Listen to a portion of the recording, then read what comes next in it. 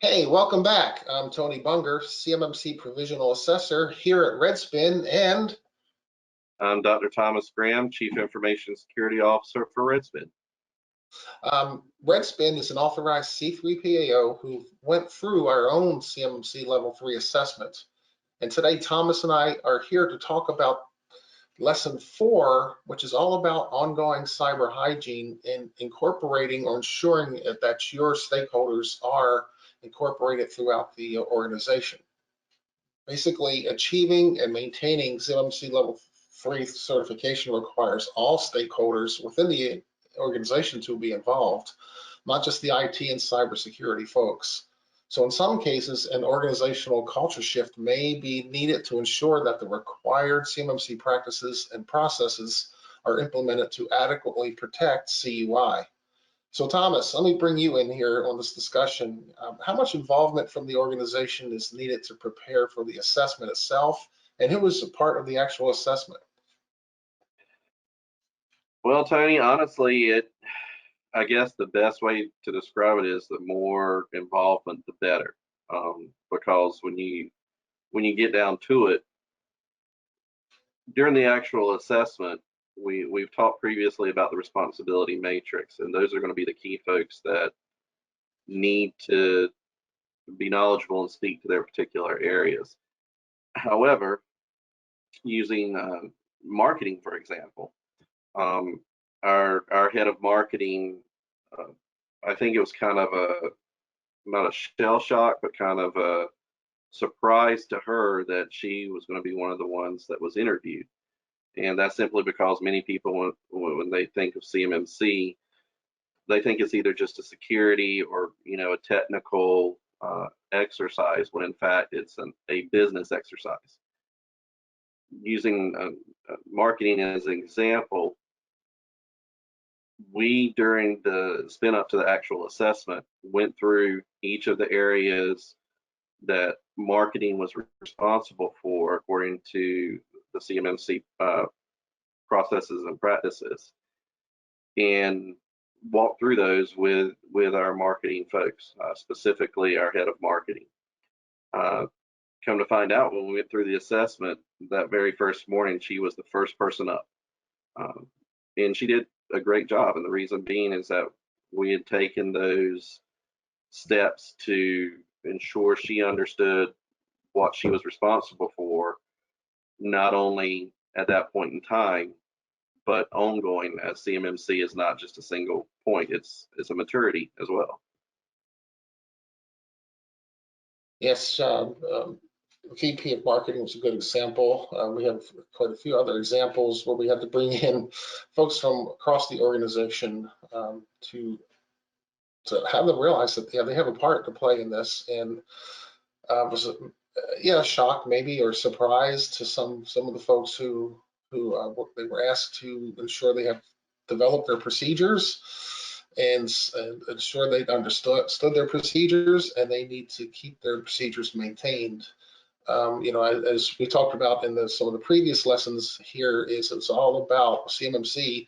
Big differentiator between that and 171 is the documented procedures, and proving that you actually have that you've implemented the procedures, you understand the procedures. And we've had quite a few folks new with that process, or if they already did have the procedures in place, kind of like our VP of Marketing did, they just had to incorporate CMMC aspects of that. And that's correct. And another good example is HR. You don't necessarily think of HR being involved too much with your security program or your security practices in your organization, when in fact they hold a very key part in that, and that's in personnel security. The head of our HR function, he had a little bit of background in ISO, so when we started talking the procedures, it wasn't such a shell shock to him. But when you get down into the nitty gritty, it's not just talking about your hiring practices, it's also talking about the practices, procedures, and processes when an individual is no longer part of your organization. What do you do? And what are the different scenarios?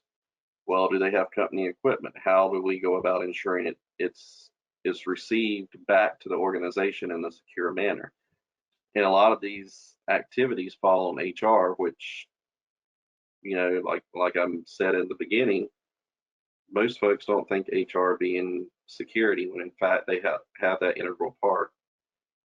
One of the other key portions of that is also an awareness and training. This is something that, while at least in our organization, HR owns it, is something that our senior leadership, the CEO, CFO, vice president, senior vice presidents, executive vice, they had to understand the training aspect as well, because one of the very key portions of CMMC is that strategic plan. Part of that strategic plan is ensuring that the training that your folks need to do their jobs correctly is not only budgeted, but is actually occurring. And this falls under, HR for our organization. And it's not just security training. It's talking about training for the individual tool sets that you use in your day-to-day activities. And when we got into the assessment, that was something that he spoke to. They didn't look at me as the chief information security officer to talk to it. They looked to him to be able to talk through it, to walk them through, and also show that we were walking our talk. Because one of the things that a lot of folks worry about with CMMC is it's new. It's it's going to be expensive. Well, yes, anything new is expensive, but for us, it was brand new. This was our first foray into the defense industrial base, and so we started from scratch. So with our own procedures and processes, as I mentioned with our head of marketing, we talked through what we already had in place, and then went and found what CMMC components were missing and put those in, and started having those as part of our culture, almost it. And that's probably the best way to describe it. It's a culture shift. It's not, simply a one and done, but it's something that you have to do, and you have to recognize day in and day out that all of these are integrated. There's not just one function that can be responsible for this and you pass it. It has to be a collaborative effort amongst all of your stakeholders to ensure what needs to be done is actually being done. Yeah, that's a good description of especially the personnel security. I was on one hand kind of surprised how in depth that the assessment took the personnel security, but as I always say, the employees are the weakest link in an organization. The bad guys know it, and the bad guys are taking advantage of it.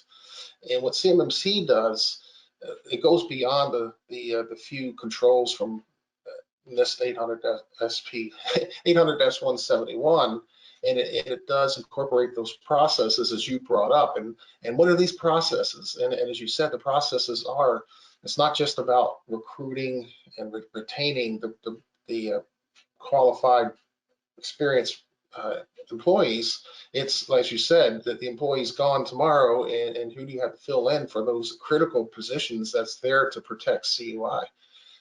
So, they went into a lot of, for level 3, with those processes for personnel security, it gets into a lot of details on how the organization resources for the proper employees in place, as well, along with the training, as you said. So, just in 171, you may have met those security controls with respect to personnel security and awareness and training, but CMMC adds a little twist, or maybe not a little twist, a big old twist, to where there's specific and detailed interviews with the HR folks, as well as possibly the CFO, to ensure that you have the budget and a plan, strategic plan, to ensure you have the proper personnel in place. No, that's absolutely correct. But think about it, Tony. Over the last, several years, what's been, some of the biggest issues that we've seen with cybersecurity and even with the government? It's been you know, breaches from personnel, either through technical means or, you know, whatever else. So that's why you have to have those components in place, because, you know, at the end of the day, the folks that work for you, you're trusting them with this information. And now with everything that's gone on, the government wants to ensure that you're doing what you actually say you're doing. So it doesn't, you know, wind up on, you know, a random website somewhere, or heaven, heaven forbid, you know, somebody in your secure enclave clicks a phish link and now your entire enclave is compromised. Being able to understand those, not just, you know, from the security folks like myself, but from, you know, even our CEO and our CFO, being able not only to know what it is, talk to it intelligently, and we have the ability to show that they go through the exact same training at a minimum that the person that we've hired in, I guess directly off the street would be the best way to put it. We maintain that type of awareness across our organization. We live it, we breathe it, and at sometimes I get angry stares pointed at me for it. But it's, you know, it just has to be that way. And the more that an organization can take on that paradigm shift, the better you're going to be in the long run, because CMMC, as we mentioned, is not just a snapshot in time. You make it through the first time, you've got to re-up in 3 years, and you can bet in 3 years the assessors are going to want to see that historical, you know, information. And if you're not doing it, then it's going to be a little bit harder that second time around than it is the first. Exactly right. And that second time around, you know, goes to our point that this is a continuous effort here, that you just don't show the assessors, we got the documentation, we passed, we got a certification, and we're done. We pat ourselves on the back and we go, yeah, we're done. And no, as you suggested, just said that we need to re-up, recertify in 3 years, and we need to do this all over again. But this all over again starts the day after our assessment, right? So we continuously need to keep this program maintained to the sufficient level that we've passed this level 3, and we got to maintain that level 3 certification between now and the next time we have to recertify. Yep, absolutely. And I mean, the next time that we recertify, let's face facts, we are a business organization. The same folks that helped get us there in the first place may or may not be there. Right. So how are we going to be able to maintain what we say we're doing? And it is that documentation you mentioned in the beginning. Documenting the policies, documenting the processes, documenting the procedures. And it's not just the top level procedures, it's the functional level ones. Because in any organization, IT may or may not know all of the individual systems and services that, you know, going back and using marketing as the example, marketing is using in their day-to-day operations. It's just, it's shadow IT is what it's called. But if marketing understands what they're using, they have it documented. Okay, here's how we're authorizing users. Here's how we're deprovisioning users. Here's you know, the checks that we get before we're posting anything to make sure it's approved and not having CUI in it. Whoever ultimately may or may not step into that role, and if our VP of marketing is watching, I am not saying you're going anywhere, but whoever steps into that role, the business function and the security portion of it can keep going just as smoothly as if, you know, the same person been in that role since day one. Yeah, you're right. And the way CMMC is defined, especially for level 3 and above, why they incorporated these specific processes, is to prove that we actually have our cybersecurity program in place with respect to CMMC, so that those practices are repeatable and lasting. Just as you said, if we do lose a key person, as say, for example, a VP of marketing, And based on level 3 definition, we should be able to carry on just where the VP left off, because supposedly we proved that we have repeatable and lasting processes in place. So that is the purpose of a CMMC level 3, is to prove that we not only we met all the practices, all 130 practices for level 3, but we've also proven that these practices and the procedures we have in place are repeatable and lasting.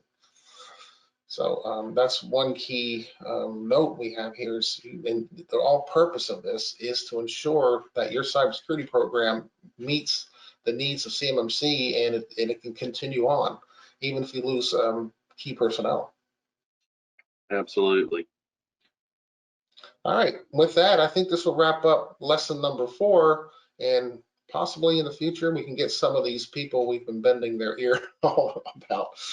Their ears are probably burning. Hopefully we can bring them on a podcast sometime soon. Thanks for listening, everyone, and we hope to talk to you soon.